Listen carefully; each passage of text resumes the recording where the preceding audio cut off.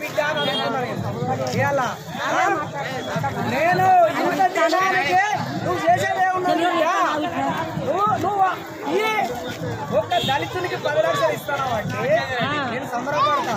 కానీ దళితుని ఇంట్లో చదువుకున్న ఇద్దరు ఒక్కడో ఉన్నారు. 5,000 ఉద్యోగం ఈ బిడ్డ అని అడుగుతారా? నేను 10 లక్షలు మేము అడుగుతలేము. 5,000 ఉద్యోగం ఈ గవర్నమెంట్ కు 5,000 రూపాయల ఉద్యోగం ఇస్తే మా జీవితాంతం మా కొడుకు మమ్మల్ని సాదుకుంటాడు అని మేము కోరుతున్నాం. నువ్వు ఈ మబ్బ పెట్టిన కళ్ళబుల్ల మాటలు చెప్పి 10 లక్షలు ఇస్తానంటే దళితులను కట్టడి చేసి అరిచేతుల బెల్లం పెట్టి మోచేతులు నాకి అద్దు అని చెప్తున్నా. నేను 10 లక్షలు మేము అడగలేదు, నువ్వు ఇచ్చిన అవసరం లేదు.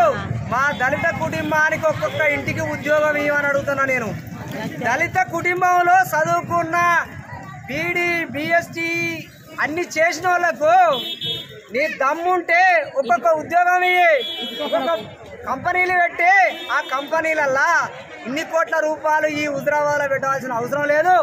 ఈ రూపాయలన్నీ తీసుకొచ్చి ఈ హుజరాబాద్ మండలంలో ఎక్కడ ఒక కంపెనీ ఏర్పాటు చేసి 1,000 మందికి ఉద్యోగం ఇవ్వని అడుగుతాను.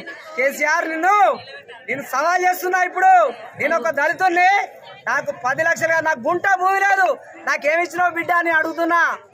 దళితుడు అంటే ప్రతి కులంలో ఉన్నారు దళితుడు. గుంట లేనోడు ఉన్నాడు, ఇల్లు లేనోడు ఉన్నాడు. వానికి ఈ బిడ్డ నా ఒక దళితుల కుటుంబానికి కాదు. 3 ఎకరాల భూమి ఇస్తా అన్నావు. 3 ఎకరాల భూమి కాదు బిడ్డ, ఇవాళ 10 లక్షలు మా దళితులకు ఇస్తున్నావు కదా, ఇంకా 26 లక్షలు బాగు నాకి అద్దు అని చెప్తున్నా. నేను 10 లక్షలు మేము అడగలేదు, నువ్వు ఇచ్చిన అవసరం లేదు.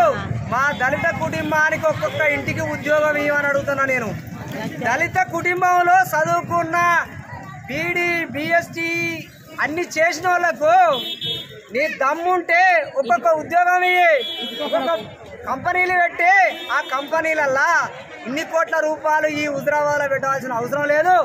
ఈ రూపాయలన్నీ తీసుకొచ్చి ఈ హుజరాబాద్ మండలంలో ఎక్కడ ఒక కంపెనీ ఏర్పాటు చేసి 1,000 మందికి ఉద్యోగం ఇవ్వని అడుగుతాను.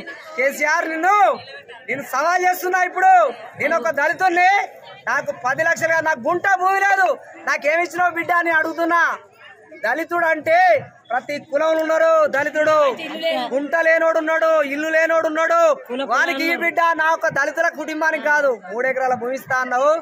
3 ఎకరాల భూమి కాదు బిడ్డ, ఇవాళ 10 లక్షలు మా దళితులకు ఇస్తున్నావు కదా, ఇంకా 26 లక్షలు బాగున్నావు అని అడుగుతున్నా. ఎందుకు తెలుసా?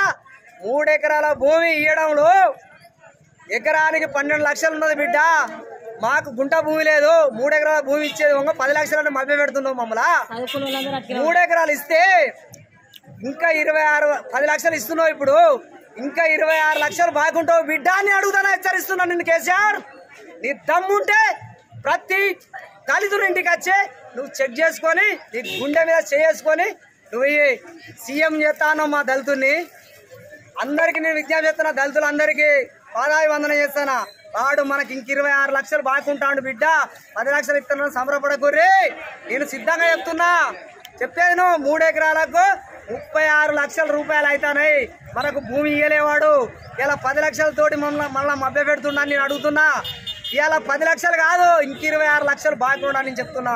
మనసు పూర్తయి మడిపేల సాక్షి చెప్తాను. నేను ఒక దళితుడిని, నాకు గుంట భూమి లేదు. నువ్వు రైతు బంధు వేస్తున్నావు, ఎవరికి వేస్తున్నావు? 100 ఎకరాలకు వేస్తున్నావు, 1000 ఎకరాలకు వేస్తున్నావు. గుంటలలోనికి ఏమి ఇస్తున్నావు బిడ్డ అని అడుగుతానా కేసీఆర్.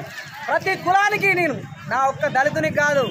గొల్లలు ఉన్నారు, కురువలు ఉన్నారు, సాకలు ఉన్నారు, మంగళలు ఉన్నారు, అందరు ఉన్నారు. ప్రతి లేనోడు దళితుడే.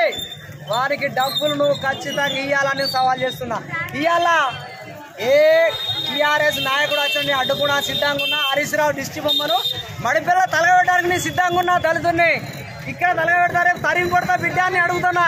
నిన్ను తరిమి కొడతా, నేనే కొడతా. నాకు 10 లక్షలు అవసరం లేదు.